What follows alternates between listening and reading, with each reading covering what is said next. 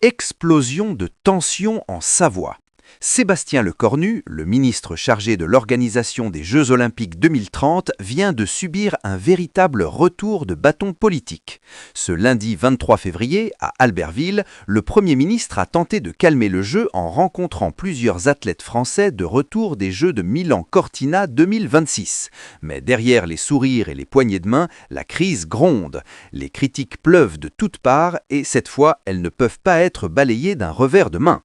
On réussit toujours, a-t-il répété, comme pour se convaincre lui-même, face à des rumeurs qui parlent déjà d'échec avant même que les Jeux ne commencent. Pourtant, le doute s'installe. Le comité d'organisation des Jeux 2030 est en pleine gouvernance chaotique. Des divergences internes, des infrastructures dispersées sur plusieurs sites et un calendrier serré menacent de transformer ce qui devait être un triomphe national en fiasco historique.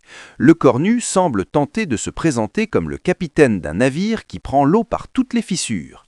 Les mêmes voix critiques, toujours les mêmes, se font entendre. Des journalistes, des anciens sportifs, des élus locaux. Ils dénoncent une approche imprudente, des sites trop isolés, une logistique complexe, des cérémonies qui risquent de manquer de ferveur et surtout un modèle inspiré de Milan-Cortina qui, pour certains, ne fonctionne pas en terrain français. Chaque argument est accueilli par le Premier ministre avec des assurances répétitives. Nous réussirons. Mais derrière ces mots, une tension palpable. L'optimisme semble forcé, presque désespéré. Clément Noël, skieux et médaillé, ne cache pas son scepticisme. Mon expérience olympique n'était pas nécessairement fabuleuse. Il y a des choses à revoir. Même avec des sites éparpillés, on peut faire mieux, mais ça demande une organisation solide. Ces paroles sont un rappel brutal que la réussite annoncée par Lecornu repose sur des promesses fragiles et des optimismes politiquement calibrés. Et pendant ce temps, le peuple observe. Les Français, déjà méfiants après les multiples reports et scandales autour des grands événements publics, se demandent si cette avalanche de planification et de discours triomphalistes n'est pas juste une façade. Les Jeux Olympiques sont censés incarner l'excellence française, mais à l'heure où l'ombre du chaos plane sur les Alpes, la perception publique pourrait rapidement basculer vers la désillusion. Si ça ne vous donne pas envie de rester aux aguets tous les jours, alors rien ne le fera.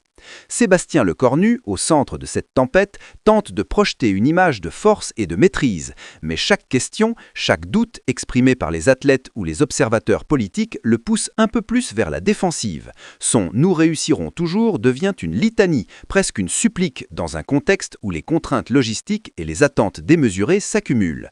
La pression est telle que même un faux pas mineur pourrait transformer la réussite annoncée en humiliation nationale. Alors que la cérémonie de l'arrivée du drapeau olympique se poursuit à Albertville, le vrai défi pour Lecornu n'est pas seulement sportif, c'est politique. Chaque décision, chaque retard, chaque imprécision sera scrutée par l'opinion publique et les médias. La tension monte à chaque instant. La France ne se contentera pas de paroles, elle exige des résultats, de la transparence et une organisation à la hauteur de la réputation olympique du pays. La question qui brûle désormais, le Premier ministre tiendra-t-il face à cette tempête ou assisterons-nous à un effondrement progressif avec la machine politique et logistique incapable de gérer l'ampleur du défi? Lecornu peut répéter « nous réussirons toujours » autant qu'il veut, mais face aux faits, face aux critiques et à l'exigence légitime des Français, la vérité pourrait exploser au grand jour et quand cela arrivera, il ne restera qu'à mesurer l'ampleur de ce que beaucoup craignent déjà, un fiasco national sur fond de scandale politique.